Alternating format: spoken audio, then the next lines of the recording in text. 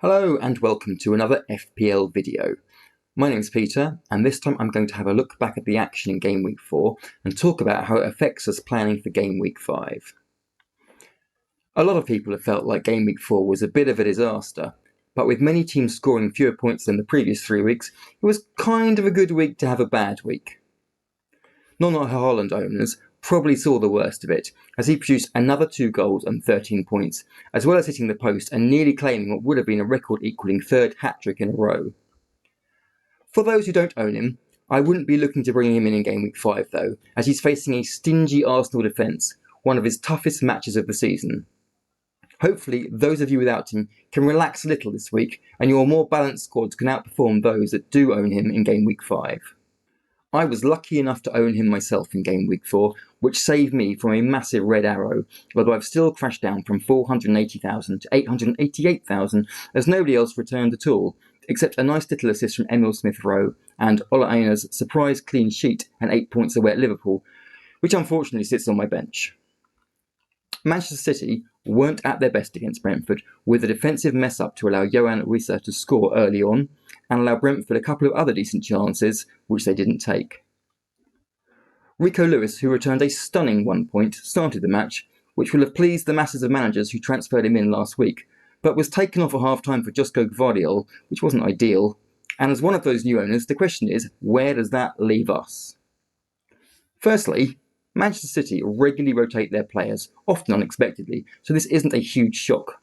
Lewis is only £4.7 million, and City's next 2 fixtures are Arsenal at home and Newcastle away, and I suspect I'm not alone in having defenders I intend to play in Game Weeks 5 and 6 ahead of him anyway.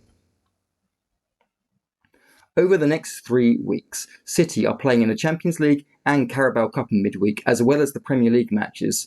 So we have 3 to 5 fixtures where we can establish what kind of game time Lewis is getting in each competition before deciding if he is a problem or not for the match at home to Fulham in Game Week 7, which we really want him for.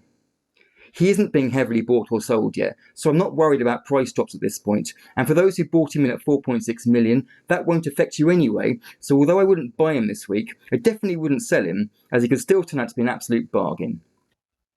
My Liverpool and Villa defenders also managed a stunning 1 point each, just to fit in with Rico Lewis, I presume. Liverpool weren't at their attacking best this week at home to Nottingham Forest, but we've already seen Forest's defensive strength continuing on from last season, and that was never going to be an easy match. Diaz and Jota both started the game despite their matches during the international break, just to reaffirm their place in Slot's preferred starting 11, and although they both came off around 60 minutes, neither Gakpo or Núñez did anything of note to suggest they might take their place regularly in the coming weeks. Rotation is possible with all the midweek games in the Champions League and Carabao Cup, but Jota and Diaz in particular look likely to retain good minutes for now. Looking at the match itself, Liverpool may have been unfortunate to lose with Diaz striking the post early on, and I suspect the match would have been somewhat different had that gone in, or Jota connected better with a good chance a few yards out. Liverpool had a lot of pressure on the Forest goal as the first half wore on. They did look susceptible to the counter-attack in the second half though, which is how Forest scored the only goal of the game. But neither team gave away a massive amount of chances. Forest's goal came from an expected goals XG of only 0.59, but that can happen, however disappointing it is for those who owes Liverpool defenders like myself. The early substitutions of Diaz and Jota were more frustrating for Jota owners, as he jogged off nice and quickly and missed out on the 3 points gained by Diaz, who was only on the pitch for a few seconds longer. Both failing to register an attacking return was more disappointing though, but the fixtures do remain good. The Liverpool attack still has the best expected goals in the league this season, and the expectation of good minutes remains for both, despite the Champions League starting this week, so I would hope for an improved return next week and wouldn't be looking to sell them. As I mentioned, this match was also a reminder of the quality of the Forest defence, with Moreno and Aina looking great as the fullbacks, and with Forest having some decent fixtures between game weeks 5 and 10, I might consider adding Moreno to my squad, although my defence isn't currently the area I think needs the most work. Morgan Rogers managed yet another 2-pointer home to Everton to add to the one by Ezri Konsa from my Villa assets. Rogers is still playing 90 minutes every game, although with Villa's Champions League matches starting this week, we'll have to keep an eye on that to see if it remains that way. Although he hasn't managed an attacking return yet, which is immensely frustrating to owners, he has come immensely close, including 2 good chances against Everton, and he's only 5.1 million, so we aren't expecting the same sort of returns as we would from our more expensive players. It does feel as if he's likely to get something in the next couple of weeks if his minutes remain good, although this is FPL, so nothing is ever certain. There's no chance he's leaving my team unless I hear of an injury with Wolves at home and Ipswich away his next few fixtures, which are great from an attacking perspective. Villa managed to concede 2 goals, both very well taken from an expected goals against of only 0.85, hence Konsa's 1 point, but their defensive stats remain okay. Konsa is nailed in this Villa team, and the next fixtures are good, so he isn't going anywhere either. Also, for those looking for a new forward in the 8 to 9 million bracket, Ollie Watkins found his rhythm again against Everton, notching up 2 goals. He did say in his interview after the match that he was struggling with a couple of niggling injuries, but with those improving by the day and his lovely next 5 fixtures, including Wolves and Ipswich, he'd be a great addition to any squad for the next few weeks. Despite their poor start to the season, Everton are actually a team I'm considering investing in this week, or next.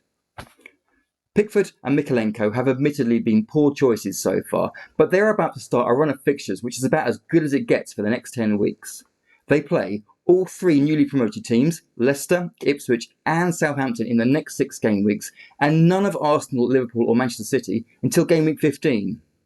Now, Everton also started really poorly last season, losing 4 of their first 5 games, but ended the season with one of the best defensive records in the league.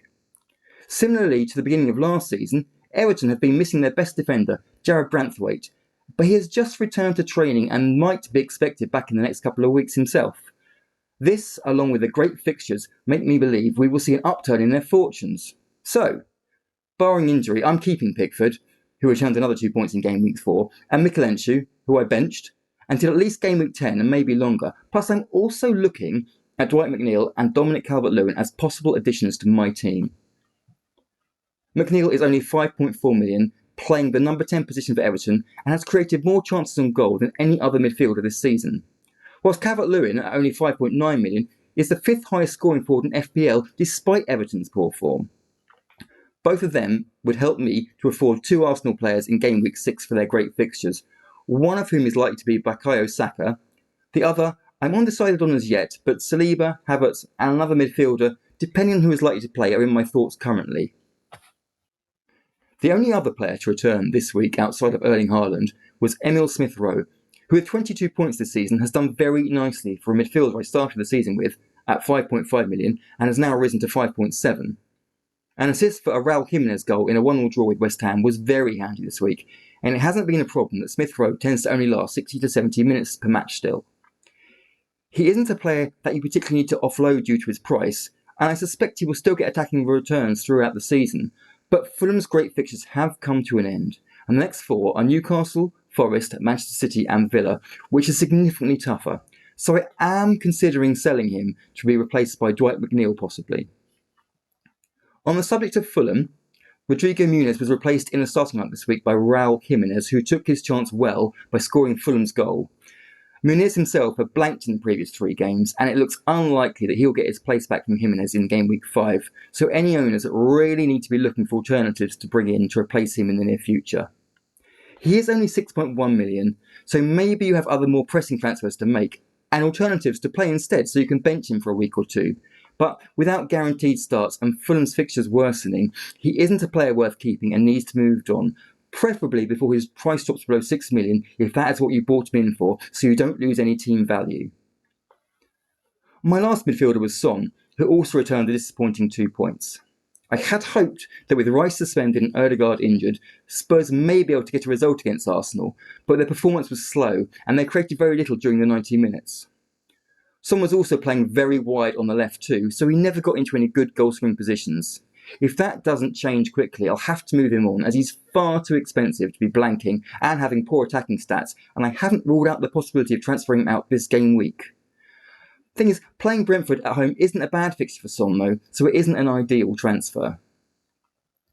As for the game itself, Arsenal showed their defensive qualities again. Although they created very little themselves, they scored through a poorly defended corner, which is one of their great strengths, and one of Spurs' biggest weaknesses. Once Game Week 5 away to Manchester City is out of the way, anyone owning an Arsenal defender or keeper from Game Week 6 to 8 for the matches against Leicester, Southampton and Bournemouth should do very nicely from them. Also, just to mention, Saka was taken off 5 minutes from the end of the match. But Arsenal have a game in midweek, which I would expect him to play in, so we should know by Thursday if he's okay or not. Wolves vs Newcastle was a very close game, which Wolves may have gone on to win, but for a deflected effort from Fabian Schär to equalise for Newcastle and a Harvey Barnes wonder goal. Newcastle haven't been looking that great this season, but have managed to take 10 points from opening 4 matches, perhaps somewhat fortuitously. With expected goals of 5.4 across the first 4 matches and expected goals against of 7.59, it's quite remarkable they sit third in the table, and I really can't see that continuing without significant improvement in both defence and attack. To add, an eye injury to Alexander Isak meant he was taken off at half-time and ended adding another 1-pointer to my team, but I really wouldn't be surprised at all if he is fine to start next week away at Fulham. Anthony Gordon himself was a little unfortunate to hit the post from a tight angle, but Newcastle were reliant on some super saves from Nick Pope once again. Newcastle's fixtures are also taking a turn for the worse in the coming game weeks, with Manchester City, Arsenal, Chelsea and Brighton in the next 6 weeks. I was originally intending to keep Isak for the Fulham match in Game Week 5, which I think he's likely to be okay for, and sell him in Game Week 6 before City at home. But having seen Newcastle's attack being as poor as it is, I am considering moving him on this week, possibly for Calvert-Lewin, as I mentioned earlier. Similarly, for Anthony Gordon owners, I would be looking to move him on soon too.